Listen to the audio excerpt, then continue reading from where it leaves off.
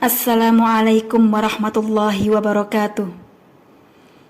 Alhamdulillah, nasta'inuh wa nastaghfiruh wa na'udzu billah min syururi anfusina wa min sayyiati a'malina.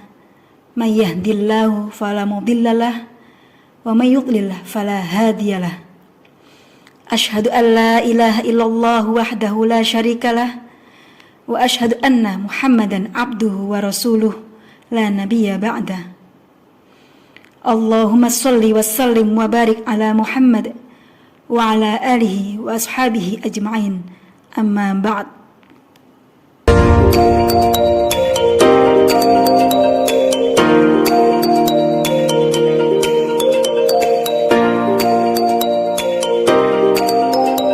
Salat fardu. Salat sebagai salah satu rukun Islam memiliki posisi yang sangat penting dalam struktur keagamaan Islam. Posisi penting itu oleh Rasulullah Sallallahu Alaihi Wasallam disebutkan sebagai pilar utama agama Islam. Maka orang yang menegakkan berarti ia akan dapat membangun agama, dan orang yang meninggalkan maka pasti ia merobohkan bangunan agama itu. Pemosisian sholat dalam kedudukan ini tidaklah berlebihan, karena sholat merupakan simbol asasi bagi hubungan seorang hamba dengan Tuhannya. Sejak dari takbiratul ihram hingga aktivitas terakhir, sholat senantiasa mengajak hamba untuk mengingat Allah. Selain itu, bacaan yang ada di dalamnya juga mengingatkan kepada rukun-rukun iman, seperti ingat kepada hari kiamat dalam bacaan Maliki Yaumiddin, ingat kepada para rasul dalam bacaan Alladzina an'amta alaihim, ingat kepada kitab dalam bacaan Siratal Mustaqim, dan seterusnya. Posisi penting sholat ini akan semakin tampak nyata ketika kita membaca firman Allah. كذلك جعلناكم أمة وسطا لتكونوا شهداء على الناس ويكون الرسول عليكم شهيدا وما جعلنا القبلة التي كنت عليها إلا لنعلم من يتبع الرسول ممن ينقلب على عقبيه وإن كانت لكبيرة إلا على الذين هدى الله وما كان الله ليضيع إيمانكم إن الله بالناس لرؤوف رحيم. Yang artinya, dan Allah tidak akan menyia-nyiakan iman kalian. Surat Al-Baqarah ayat 143. Ayat tersebut diturunkan oleh Allah berkenaan dengan peristiwa perpindahan kiblat kaum muslimin dari Baitul Muqaddas di Palestina ke Masjidil Haram di Mekah. Ketika terjadinya perpindahan kiblat, para sahabat bertanya-tanya mengenai nilai salat orang yang menghadap ke Baitul Muqaddas, lalu mereka wafat sebelum kiblat dipindahkan ke Masjidil Haram.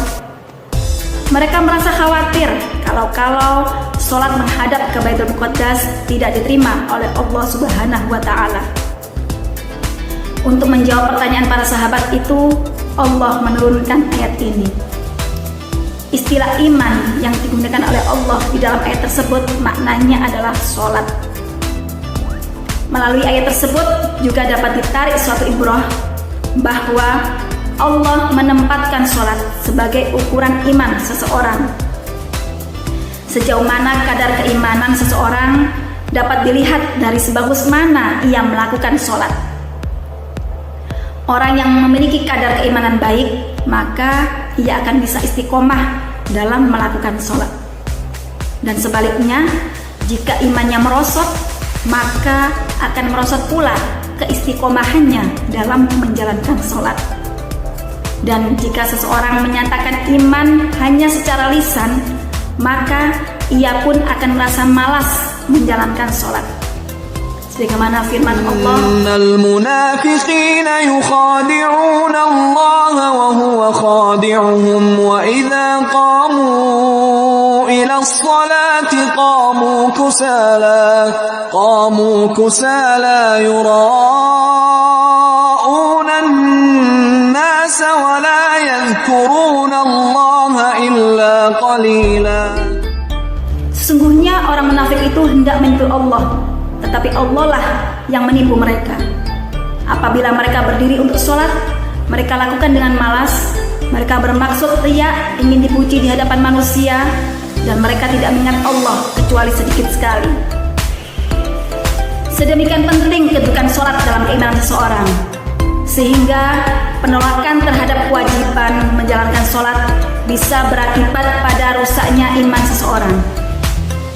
Apabila keimanan seseorang telah rusak, maka status Islam yang dicantumkan di dalam kartu pengenal seseorang hanya berlaku di dunia saja. Sedangkan di hadapan Allah statusnya tidak berbeda dengan Abu Jahal ataupun Abu Lahab, yaitu kafir. Berkenaan dengan hal ini, Rasulullah Shallallahu Alaihi Wasallam bersabda, عن جابر بن عبد الله رضي الله عنهما قال سمعت رسول الله صلى الله عليه وسلم يقول إن بين الرجل وبين الشرك والكفر ترك الصلاة أخرجه مسلم.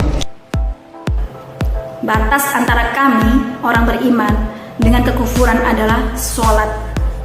Barang siapa meninggalkan sholat, maka ia telah kafir. Hadis riwayat Ahmad, At-Tirmidzi dan Ibnu Majah dari Buraidah radhiyallahu anhu. Mengenai hukum kafir terhadap orang yang menolak kewajiban sholat, seluruh ulama telah sepakat tidak ada perbedaan pendapat. Tetapi dalam hal meninggalkan sholat secara sengaja karena kemalasan, maka para ulama berbeda pendapat. Pendapat mayoritas ulama salaf dan khalaf, dan masuk di dalamnya Imam Malik dan Imam Syafi'i, menyebutkan bahwa mereka tidak kafir, tetapi hanya fasik. Lalu terhadap orang itu harus diingatkan.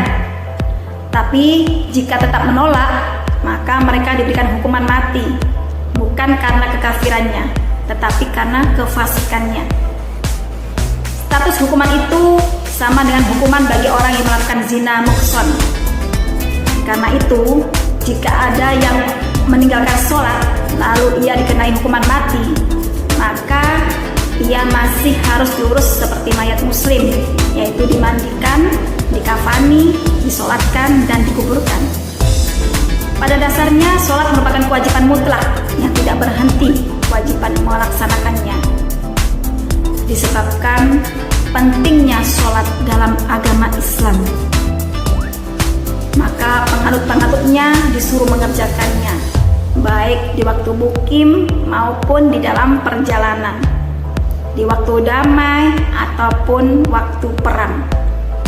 Sebagaimana firman Allah Ta'ala, على الصلوات والصلاة الوسطى وقوموا لله قانتين فإن خفتم فرجالا أو ركبانا فإذا أمنتم فاذكروا الله كما علمكم ما لم تكونوا تعلمون. peliharalah segala sholatmu dan peliharalah sholat wusta. Jika kamu dalam keadaan takut akan bahaya, maka sholatlah sambil berjalan atau berkendaraan. Kemudian apabila kamu telah aman, maka sebutlah Allah, sebagaimana Allah telah mengajarkan kepadamu apa yang belum kamu ketahui. Wallahul muwafiq ila aqwamit thariq. Assalamualaikum warahmatullahi wabarakatuh.